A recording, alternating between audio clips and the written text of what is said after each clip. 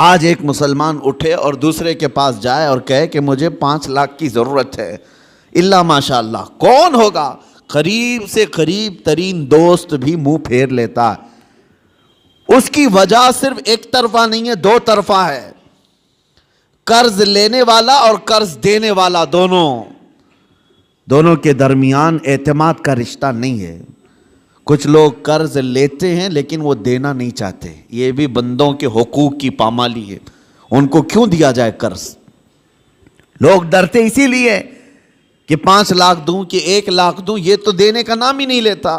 اور کچھ لوگوں کی لت پڑ جاتی عادت، اس سے بھی مانگا اس سے بھی مانگا اور قرض میں ڈوبتے چلے گئے، وہ ایسے بھکاری بن جاتے ہیں کہ ان کے لیے دروازے بند ہو جاتے ہیں۔ حدیث پاک سنو، رسول کریم صلی اللہ علیہ وسلم ارشاد فرماتے ہیں، جس نے قرض لیتے وقت یہ سوچا کہ دیکھا جائے گا، ادا کرنے کی اس کی نیت نہیں تھی، حضور صلی اللہ تعالیٰ علیہ وسلم فرماتے ہیں اس پر اللہ تعالیٰ زمین کو اور تنگ کر دیتا ہے، اس کے لیے دروازے تنگ ہو جاتے ہیں۔ اور فرماتے ہیں کہ جس نے قرض لیا اور دینے کی نیت تھی اور یہ سوچا کہ میری ناک زمین پر رگڑ جائے لیکن میں اس کا حق دوں گا، حضور فرماتے ہیں اللہ اس کے لیے روز دروازہ کھولتا ہے، اس کے لیے اسباب پیدا کرتا ہے۔ یہاں لینے والے کی دل میں خیال ہی نہیں رہ گیا کہ سامنے والے سے میں نے رقم لیا ہے، بے چینی شروع ہو جانی چاہیے، ہمیں بے قراری شروع ہو جانی چاہیے۔ کسی کا قرض لیا ہے تو نیند اڑ جائے کہ نہیں میرے بھائی کا قرض ہے، مجھے واپس دینا ہے۔ لیکن یہاں معاملات ایسے نہیں رہ گئے، جس کی وجہ سے آج دنیا نے تمہیں سود کا عادی بنا دیا۔ اب کون دیتا ہے قرض حسن؟ قرض حسن کا مطلب کیا ہے؟ 1 لاکھ روپے میں آپ کو دیا اور بدلے میں آپ نے بھی 1 ہی لاکھ روپے لوٹایا، یہ قرض حسن اچھا قرض ہے۔ پہلے یہ ہوا کرتا تھا آپس میں مومنوں کے درمیان قرض، لیکن جب لوگوں کے معاملات خراب ہو گئے تو کون دینا چاہتا ہے اور لینے والا بھی آج کل لوٹانا نہیں چاہتا، تو یہ معاملات ختم ہونے لگ گئے۔ اور اس کی وجہ کیا بنی؟ جب اعتماد کا رشتہ ٹوٹ گیا تو تم سود کے کاروبار میں پڑ گئے۔ اب تمہارے پاس کوئی راستہ نہیں رہ گیا، جاؤ بینکوں سے لون لو یا غیر مسلموں سے بھاری سود میں قرض اٹھاؤ اور اپنے کام کرتے رہو۔ یہ سب کی نوبت صرف اسی وجہ سے آئی کہ آپس کے رشتے خراب ہیں، یہ معاملات خراب ہیں، ایک دوسرے کے ساتھ محبت کا رشتہ نہیں ہے۔ عزیزان گرامی وقار، یہ کام صرف ہم نے اپنے ہاتھوں تباہ کیا ہے، اپنے ہاتھوں برباد کیا ہے۔ آپ کو اندازہ ہو، ایک صحابی حضور صلی اللہ تعالیٰ علیہ وسلم کے پیچھے نماز پڑھتے تھے اور صبح فجر کی نماز میں بہت جلدی بھاگ کر چلے جاتے تھے، سلام پھیرتے ہی نکل جاتے۔ ایک دن ان کو صحابہ اکرام نے روک لیا کہ آپ حضور کے پیچھے نماز پڑھتے ہیں اور رکتے نہیں ہیں۔ اللہ کے رسول صلی اللہ تعالیٰ علیہ وسلم سے ان کی شکایت بھی کی۔ حضور صلی اللہ علیہ وسلم نے ان سے پوچھا کیا بات ہے، فجر کی نماز میں اتنی جلدی بھاگ جاتے ہو؟ اس صحابی نے جواب میں کیا عرض کیا، کہا یا رسول اللہ صلی اللہ علیہ وسلم، میرا گھر اور ایک یہودی کا گھر دونوں متصل ہے، لگے ہوئے ہیں، اور اس یہودی کے گھر کے آنگن میں ایک کھجور کا درخت ہے جس کی شاخیں میرے گھر کے آنگن میں بھی آتی ہیں، اور صبح صبح پکی کھجوریں میرے آنگن میں گر جاتی ہیں۔ میں اس لیے بھاگ کر جاتا ہوں کہیں میرے بچے جلدی اٹھ کر کے وہ کوئی کھجور کھا نہ لیں۔ میں وہ کھجوریں جمع کرتا ہوں اور اپنے پڑوسی کو اس کی امانت لوٹا دیتا ہوں۔ روز میرا یہ کام ہے، مجھے ڈر لگا رہتا ہے کہ کہیں میرے بچے وہ ناجائز کھجوریں نہ کھا لیں، پڑوسی کی کھجوریں جو ہمارے آنگن میں گری ہیں۔ یہ صحابہ کے اخلاق تھے۔ وہ یہودی تھا پڑوسی، اس کی ایک کھجور کھانا بھی انہیں گوارا نہیں تھا۔ کیا ہم نے بچوں کی یہ تربیت کی ہے؟ دوسرے کا مال نہیں اٹھانا چاہیے۔ یہاں تو بازار میں جا کر بھاؤ تاؤ پوچھتے ہوئے نہ جانے کتنے انگور کھا جاتے ہیں لوگ، پھل پوچھتے پوچھتے کتنے تو چیک کرنے میں کھا جاتے ہیں، جبکہ یہ بھی جائز نہیں، بغیر اس کی اجازت کے، بغیر اس کی اجازت کے تمہارے لیے جائز نہیں ہے۔ اس صحابی کی یہ بات سن کر نبی پاک صلی اللہ تعالیٰ علیہ وسلم نے ارشاد فرمایا، کوئی ہے ہم میں سے، میرے صحابہ میں سے، جو اس یہودی کا درخت خرید کر کے میرے اس صحابی کو دے دے تاکہ یہ سکون سے نماز پڑھ سکے۔ سوچو میرے عزیز ہو، اس وقت رسول پاک صلی اللہ تعالیٰ علیہ وسلم نے جب یہ ارشاد فرمایا تو صحابہ نے کہا کہ یا رسول اللہ ہم اس یہودی کو بلاتے ہیں، کیا وہ بیچنے کو راضی ہے؟ اس پڑوسی کو بلائے جس کی کھجوریں یہ روز امانت کے ساتھ جمع کر کے اس کو دیتے تھے۔ وہ آیا، حضور صلی اللہ علیہ وسلم نے پہلے اس سے کہا کہ تو یہ اپنا درخت میرے اس صحابی کو دے دے۔ کہا کہ ایسے تو نہیں دے سکتا۔ کہا بدلے میں تو جنت کی کھجوروں کے درخت لے لے۔ اس نے کہا مجھے اس چیز پر یقین نہیں ہے، اگر بیچنا ہے تو میں قیمت میں بیچوں گا۔ جب حضور نے یہ جنت کی بات کی تو صحابہ جو بیٹھے تھے اس میں سے ایک صحابی حضرت ابو الدحداء وہ کھڑے ہوئے، کہا یا رسول اللہ صلی اللہ علیہ وسلم اس ایک درخت کے بارے میں آپ نے فرمایا ہے کہ جنت کے درخت ملیں گے، کیا یہ میں اگر خرید لوں تو مجھے بھی ملیں گے؟ میں اگر خرید کر کے اس صحابی کو دے دوں؟ حضور صلی اللہ تعالیٰ علیہ وسلم نے ابو الدحداء سے کہا اگر تم خرید کر کے دیتے ہو تو اللہ تجھے بھی بہترین باغیچہ عطا کرے گا۔ وہ حضرت ابو الدحداء اس یہودی کا ہاتھ پکڑ کر کے باہر لاتے ہیں، چلو ہم ڈیل کرتے ہیں، ایک درخت میرے بھائی کو تجھے دینا ہے، بدلے میں بتا کیا لینا چاہتا ہے، کیا لینا چاہتا ہے؟ وہ مانتا نہیں تھا۔ حضرت ابو الدحداء کون صحابی ہیں میں آپ کو بتا دوں، اوالی مدینہ، مدینہ کا ایک علاقہ جہاں آج بھی اوالی اس کو کہتے ہیں، مسجد قباء کے قریب، وہاں کی کھجوریں دنیا کی سب سے بہترین کھجوریں مانی جاتی ہیں۔ اوالی مدینہ دنیا کی سب سے بہترین کھجوریں، مدینے میں بھی اوالی مدینہ کی کھجوریں سب سے اعلیٰ، اور اوالی مدینہ میں سب سے حسین و جمیل کسی کا باغیچہ تھا تو حضرت ابو الدحداء کا تھا۔ بہترین گھر بھی تھا اس باغیچے کے اندر، اور بہترین خوبصورت باغیچہ جس میں نہر بھی تھی۔ حضرت ابو الدحداء نے کہا کہ اس یہودی سے تو مجھے جانتا ہے؟ کہا کہ تجھے مدینے کا کون آدمی نہیں جانتا، تو ابو الدحداء ہے، باغیچے کے نام سے ہی لوگ جانتے ہیں، حسین و جمیل باغیچہ ہے۔ حضرت ابو الدحداء نے کہا کیا تو اس بات پر راضی ہے کہ میں وہ پورا باغیچہ اس ایک درخت کے حوالے دیتا ہوں، چاہتا ہوں یہ ایک درخت تو دے دے میرے اس بھائی کو، میں باغیچہ پورا دے دوں۔ اس یہودی نے کہا کیا مذاق ہے، یہ کیسا مذاق ہے؟ اس نے کہا رسول اللہ کی بات پر میں کبھی مذاق نہیں کرتا، اور نہ ہی مسلمانوں کو یہ زیب دیتا ہے، میں معاملات کر رہا ہوں تیرے ساتھ۔ اس یہودی نے کہا کوئی بات نہیں، درخت میں دینے کو تیار ہوں۔ ابو الدحداء نے وہیں پر جو کچھ لکھنا پڑھنا تھا سب کر لیا، بیچ دیا، نہ کوئی قیمت لینی تھی اس سے، کچھ نہیں۔ ایک درخت جو یہودی کے آنگن میں تھا بس وہی خریدنا تھا، وہ بھی اکھاڑ کر کے نہیں، وہ درخت تو وہیں رہے گا نا، لیکن ملکیت اس مسلمان کی ہوگی، صحابی کی۔ اس بات پر طے ہوا، باغیچہ بیچ دیا گیا۔ اب حضرت ابو الدحداء اپنے باغیچے کے باہر آئے، سنیے، باہر آئے اور باہر سے اپنی بیوی کو پکارا، یا ام الدحداء، اپنی بیوی کو زور سے پکارنے لگے۔ تو ان کی بیوی اندر باغیچے کے اندر اپنے حسین و جمیل گھر میں تھی، وہاں سے آواز سن کر کے کہتی ہیں کیا بات ہے کہ تم اندر نہیں آتے، باغیچے کے باہر سے مجھے آواز دے رہے ہو؟ ابو الدحداء نے کہا میں نے باغیچہ بیچ دیا، تو بھی باہر آ جا۔ عورتیں تو عورتیں ہوتی ہیں، لیکن وہ کمال کی عورتیں تھیں۔ وہ باہر نکلی اپنے گھر سے اور کہتی ہیں ابو الدحداء مجھے تمہاری عقل پر پوری زندگی سے زیادہ یقین ہے، یقیناً سودا کیا ہوگا تو بہترین سودا کیا ہوگا، ایسے تو تم اتنا حسین باغیچہ بیچ نہیں سکتے، اگر بیچا ہوگا سودا کیا ہوگا تو بہترین سودا کیا ہوگا۔ وہ گھر سے اسی وقت نکل آئی، ابو الدحداء گھر باغیچے میں بھی نہیں گئے، گھر میں بھی نہیں گئے۔ یہودی سے کہا آج سے تیرا ہے یہ باغیچہ۔ وہ باہر آئی، خاتون پوچھا کتنے میں تم نے یہ باغیچہ بیچا ہے؟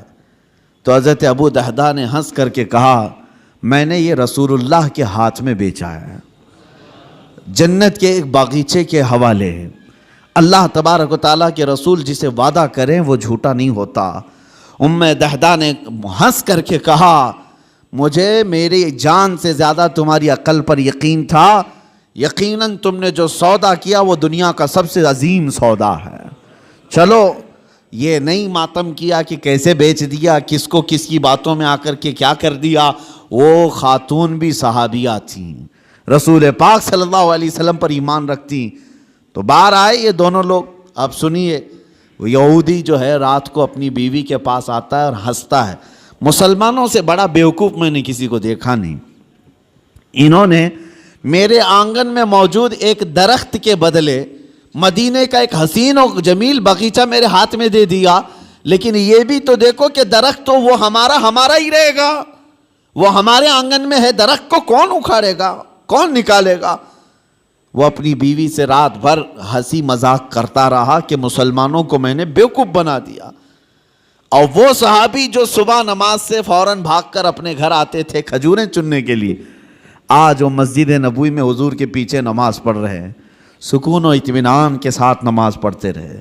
اور اس کے بعد نماز ہو گئی تو حضور صلی اللہ تعالیٰ علیہ وسلم نے صحابہ سے کہا کہ چلو اس صحابی کے ساتھ چلتے ہیں وہ درخت دیکھنے کے لیے, اس لیے کہ کسی کا گمان ہے کہ اس نے مسلمانوں کو بیوقوف بنا دیا. حضور پاک صلی اللہ تعالیٰ علیہ وسلم صحابہ کے ساتھ آئے اور اس صحابی کے گھر کے پاس جو یہودی کے آنگن میں درخت تھا, صحابہ فرماتے ہیں جب ہم قریب پہنچ کر کے دیکھے تو وہ درخت خود اکھڑ کر کے اس صحابی کے آنگن میں آ چکا تھا. خود ان کے آنگن میں وہ درخت موجود تھا.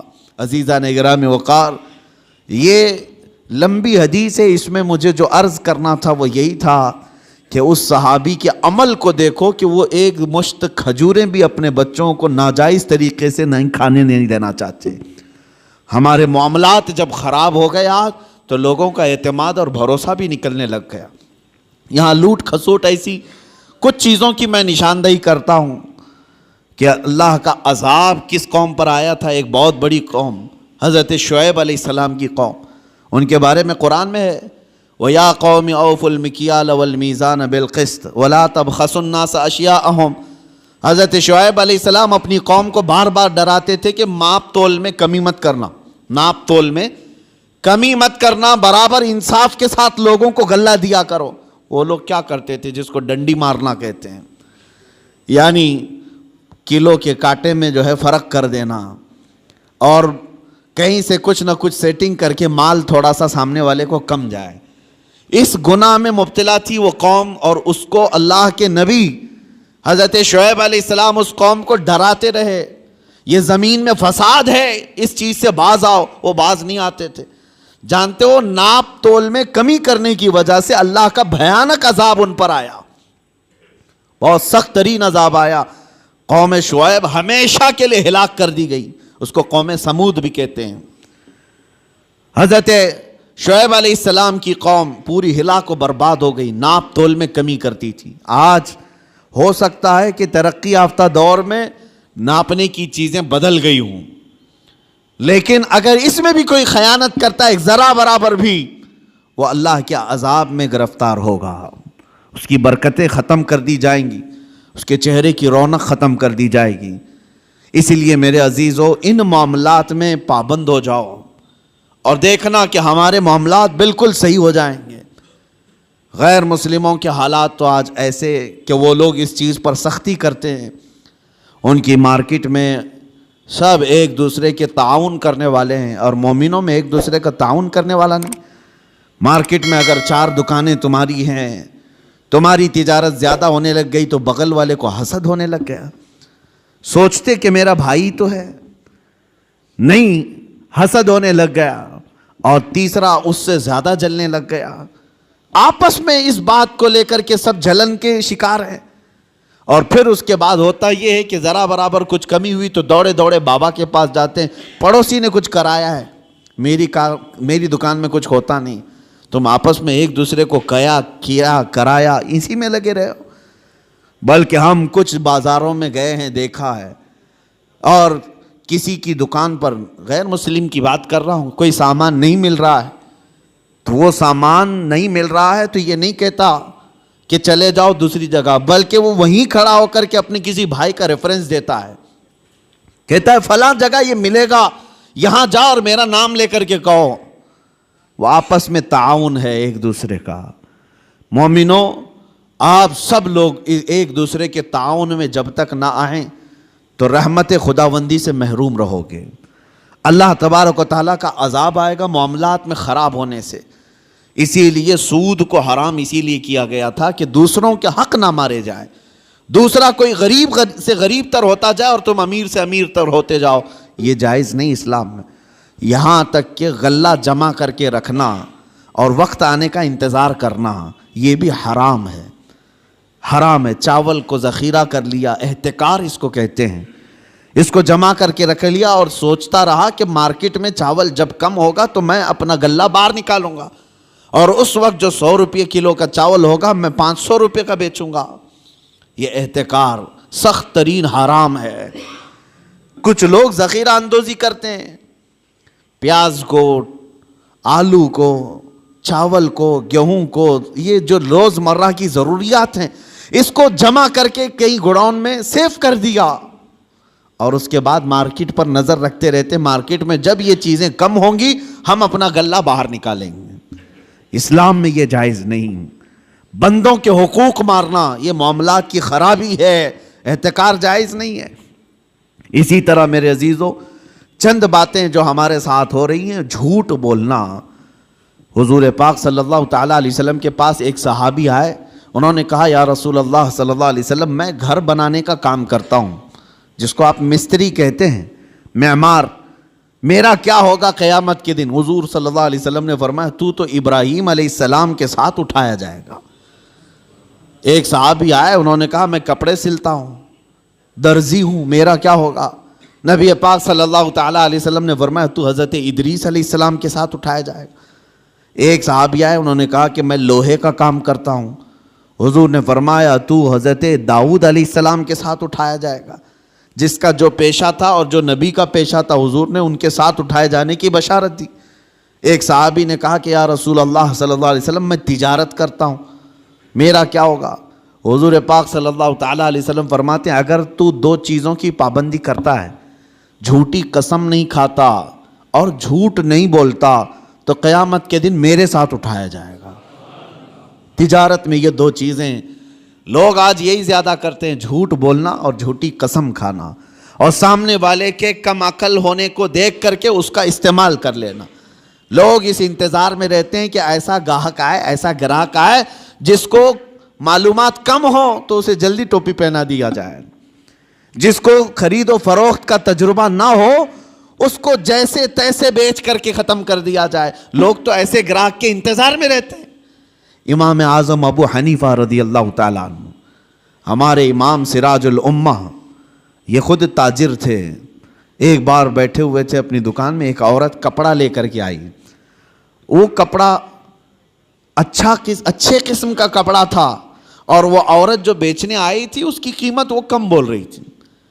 امام اعظم کے پاس وہ آئی اور لے کر کے اس نے کہا کہ یہ کپڑا مجھے بیچنا ہے۔ حضرت امام اعظم نے پوچھا کتنے کا بیچ رہی ہو؟ اس نے کہا 10 درہم۔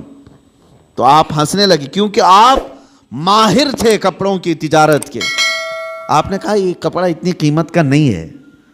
تو اس نے کہا مجھے ضرورت ہے، اتنی پیسے دے دو۔ امام اعظم نے کہا نہیں، میں یہ نہیں کہہ رہا کہ یہ زیادہ ہے، بلکہ تو قیمت کم لگا رہی ہے، کپڑا زیادہ قیمت کا ہے۔ تو اس عورت نے کہا اچھا، قیمت کم میں نے لگائی ہے تو میں بڑھا کے بولتی ہوں، آپ بڑھا کر کے دے دیجئے، 50 درہم میں لے لیجئے۔ زیادہ بڑھا دیا۔ امام اعظم نے کہا نہیں، ابھی کم بول رہی ہے تو قیمت اس کی، اس کپڑے کی۔ اس نے کہا 100 درہم۔ امام اعظم نے کہا کپڑا اس سے بھی زیادہ کا ہے، یہ کپڑا اس سے بھی زیادہ قیمت کا ہے۔ اس خاتون نے 3 بار قیمت بڑھائی۔ تو امام اعظم ابو حنیفہ نے فرمایا جا تیرے گھر میں کوئی ذمہ دار مرد ہو تو اسے بھی لے کے آ۔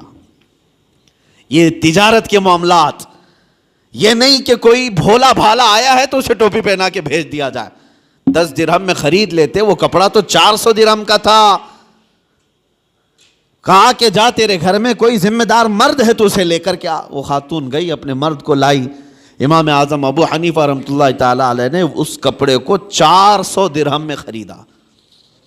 کہا کہ پھر بھی میں نفع میں ہوں۔ فرماتے ہیں کہ میں جو بیچوں گا اس پر مجھے نفع آئے گا، لیکن میں یہ نہیں چاہتا تھا کہ سامنے والے کو اس کپڑے کی قیمت کا اندازہ نہیں تو میں اس کو پوری طرح سے ڈبا دوں۔ یہ رسول پاک صلی اللہ تعالیٰ علیہ وسلم کے اخلاق کریمانہ جو امام اعظم ابو حنیفہ نے بھی اپنی زندگی میں دکھایا ہے۔ اور ایک بات، ایک عورت اور آئی۔ عورتوں کو کچھ معاملات میں بہت معلوم ہے اور کچھ معاملات میں کچھ نہیں معلوم ہے. وہ کبھی کبھار مارکیٹ میں صرف اسی لیے جاتی ہیں کہ گراتی رہیں یا اٹھاتی رہیں. بہرحال ایک خاتون آئی اور اس نے کہا امام اعظم ابو حنیفہ رحمۃ اللہ تعالیٰ علیہ کے پاس ایک کپڑا تھا ریشم کا, اور اس عورت کے پاس کچھ ہی پیسے تھے. اس عورت نے کہا میں ایک غریب عورت ہوں, مجھے آپ ایک کپڑا ایسا بیچو جس میں آپ نفع مت لینا مجھ سے. وہ کہا جاتا ہے نا مدل مل جائے. یہاں تو سب ہر کوئی یہی دعویٰ کرتا ہے جتنے کا پڑا ہے اتنے کا بیچ رہا ہوں آپ کو, پھر دکان کیوں کھول کے بیٹھا ہے. ہر کوئی یہی کہتا ہے کہ مجھے جتنے کا پڑا ہے اتنے میں دے رہا ہوں آپ کو. امام اعظم ابو حنیفہ رحمۃ اللہ تعالیٰ علیہ کے پاس عورت آئی, کہا ایک کپڑا مجھے دیجئے, اس پر آپ نفع مجھ سے مت کمائیے, باقی سب سے نفع تو لیتے ہی ہیں. تو امام اعظم نے کپڑا اٹھایا اور کہا لے لے اس چیز کو. تھان تھی. کہا کتنے؟ کہا 4 درہم. اس عورت نے کہا مجھ بڑھیا کا مذاق مت اڑائیے, وہ کپڑا جو ہے قیمتی تھا. امام اعظم ابو حنیفہ فرمانے 4 درہم. کہا میں سچ بول رہا ہوں 4 درہم میں لے لے. وہ خاتون کہتی ہے ایسا کیسے ہو سکتا ہے اتنے کم قیمت کا. امام اعظم ابو حنیفہ رحمۃ اللہ علیہ فرماتے ہیں میں نے اس کے ساتھ ایک اور کپڑا خریدا تھا. یعنی جب میں اس کپڑے کو دکان میں لایا تھا 2 تھان تھے میرے پاس, اور ایک تھان بیچ کر کے میں نے پورا نفع لے لیا. اب یہ کپڑا صرف مجھے 4 درہم کا پڑتا ہے. تھا وہ 100 درہم کا. لیکن امام اعظم ابو حنیفہ فرماتے میں نے دوسرے والے اس کے ساتھ لائے ہوئے کپڑے میں اپنا نفع اور خرید و فروخت جتنے میں ہوئی تھی سب میں نے وصول کر لیا ایک کپڑے میں. اب یہ کپڑا مجھے صرف 4 درہم کا پڑتا ہے, تو چاہے تو لے لے. 4 درہم میں اس عورت کو کپڑا دے دیا. کون کرتا ہے آج کے معاملات, کون کرتا ہے؟ یہاں غریبوں کا خون چوس لیا جاتا ہے, ان کے معاملات کو ختم کر دیا جاتا ہے. عزیزان گرامی وقار, جب تک یہ احساس تمہارا بیدار رہے کہ مجھے اگر دھوکہ اگر میں دوں گا تو اللہ شاہد ہے, اللہ دیکھ رہا ہے, ہر چیز وہ تمہاری قیامت کے دن لائے گا. فَمَنْ يَعْمَلْ مِثْقَالَ ذَرَّةٍ خَيْرًا يَرَهُ وَمَنْ يَعْمَلْ مِثْقَالَ ذَرَّةٍ شَرًّا يَرَهُ. تم میں جو رائی کے دانے کے برابر نیکی کرے گا اللہ اسے بھی دکھائے گا, اور رائی کے دانے کے برابر جو برائی کرے گا اللہ وہ بھی تمہیں دکھائے گا.